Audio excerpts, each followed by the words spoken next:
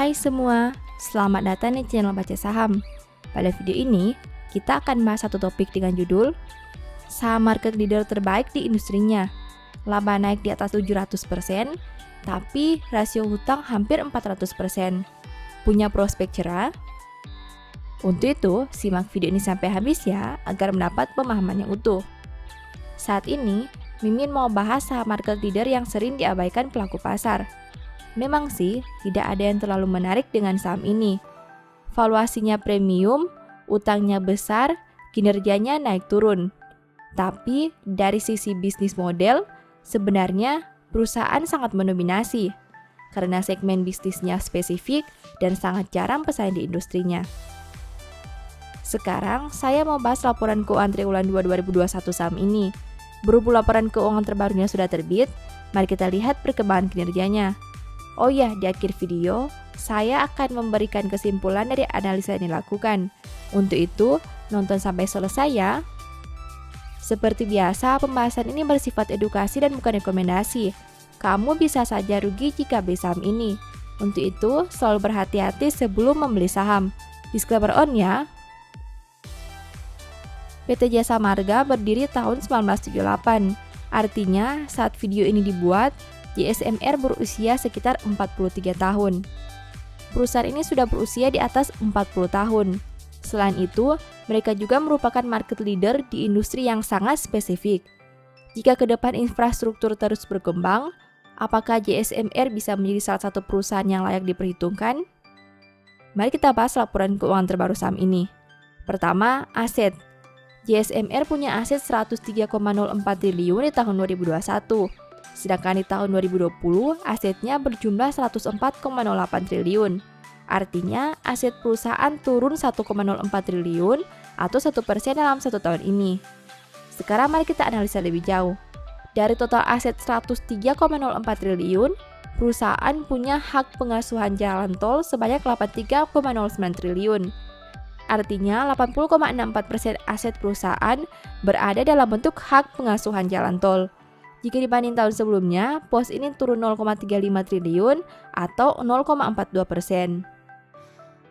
Selain hak pengasuhan jalan tol, ada juga kas dan setara kas. Dari total aset 103,04 triliun, perusahaan punya kas dan setara kas sebanyak 3,96 triliun. Artinya, 3,84% aset perusahaan berada dalam bentuk kas dan setara kas. Jika dibanding tahun sebelumnya, pos ini turun 0,63 triliun atau 13,73%. Kedua, liabilitas. JSMR punya liabilitas 77,72 triliun sampai triwulan 2 2021. Sedangkan di tahun 2020, liabilitasnya berjumlah 79,31 triliun.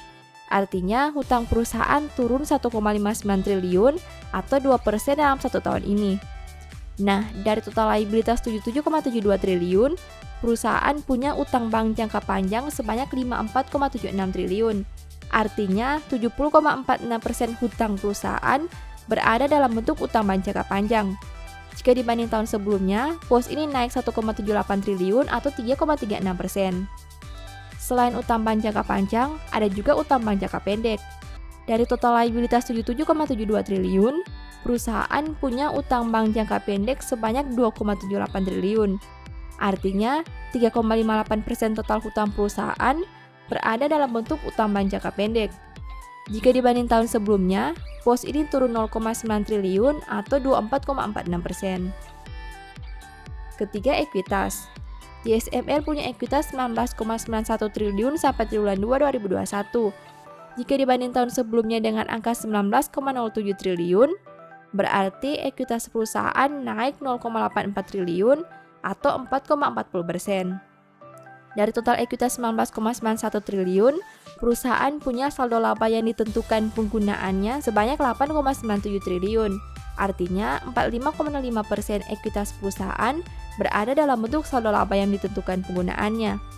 Jika dibanding tahun sebelumnya, pos ini tetap atau tidak mengalami perubahan. Keempat, pendapatan. JSMR punya pendapatan 6.882 miliar sampai triwulan 2 2021. Sedangkan di tahun 2020, pendapatannya berjumlah 6.774 miliar. Berarti pendapatan perusahaan naik 108 miliar atau 1,59% dalam 1 tahun terakhir. Kelima, biaya pokok pendapatan. JSMR punya biaya pokok penjualan sebanyak 3.789 miliar. Sedangkan di tahun 2020, biayanya berjumlah 4.291 miliar. Berarti biaya pokok pendapatan turun 502 miliar atau 11,70% dalam 1 tahun terakhir. Keenam, laba. JSMR mampu menghasilkan laba sebanyak 855 miliar. Jika dibanding tahun sebelumnya di angka 105 miliar, berarti laba perusahaan naik 750 miliar atau 714,29% dalam 1 tahun terakhir. Ketujuh, rasio keuangan. JSMR punya ROE 8,60% dengan NPM 12,43%. Sedangkan untuk sisi resiko, saham ini punya DIR 390%. Rasio profitabilitas perusahaan ini terlihat biasa saja, padahal labanya naik hingga 700% di periode ini. Hal lain yang perlu diwaspadai adalah jumlah utang JSMR yang sangat besar. Ini tentu memperbesar potensi resiko dari perusahaan yang memiliki komposisi utang jumbo. Kedelapan, valuasi. Saham ini punya PER 17,47 kali dan PBV 1,50 kali. Valuasi JSMR tidak terlalu menarik karena sudah cukup tinggi. Hal ini tidak sejalan dengan kinerja perusahaan yang hanya didongkrak oleh pendapatan ekstra di luar operasional. Apakah ke depan harga saham bisa tetap bertahan seperti ini? Ataukah malah mengalami penurunan besar-besaran? Setelah melihat pembahasan tadi, ini beberapa kesimpulannya. Pertama, total aset turun karena ada penurunan nilai kas dan hak penggunaan jalan tol. Kedua, liabilitas berkurang karena ada penurunan nominal beberapa jenis hutang. Ketiga, ekuitas naik karena ada peningkatan saldo laba yang belum ditentukan penggunaannya. Keempat, laba naik lebih dikarenakan ada faktor X, yaitu keuntungan pelepasan aset investasi. Kelima, rasio keuangan biasa saja, dan ingat, perusahaan punya rasio utang yang sangat besar. Keenam, valuasi sudah cukup premium dan kurang menarik untuk harga saat ini. Demikian analisa singkat saham JSMR berdasarkan laporan keuangan triwulan 2 2021. Selalu ingat bahwa pembahasan ini hanya dari sudut pandang pribadi. Tidak ada jaminan pasti profit dan mungkin saja kamu bisa rugi jika beli saham ini. Demikian informasi pada video ini. Semoga bisa memberi manfaat kepada kamu semua ya. Oh iya, saya mau menyampaikan bahwa sekarang Baca Saham punya 3 e-book tentang saham yang mungkin saja bisa berguna bagi kamu, yaitu Strategi Nabung Saham, Analysis Report, dan The Stock Market. Berikut perbedaan antara 3 e-book tersebut. E-book Strategi Nabung Saham berfokus pada pembahasan teknik, money management, dan semua hal yang berhubungan dengan nabung saham. Poin intinya bisa dilihat pada tampilan berikut ini. E-book Analysis Report berfokus pada hasil analisa fundamental 12 saham pilihan berdasarkan laporan keuangan terbaru. Poin intinya bisa dilihat pada tampilan berikut ini.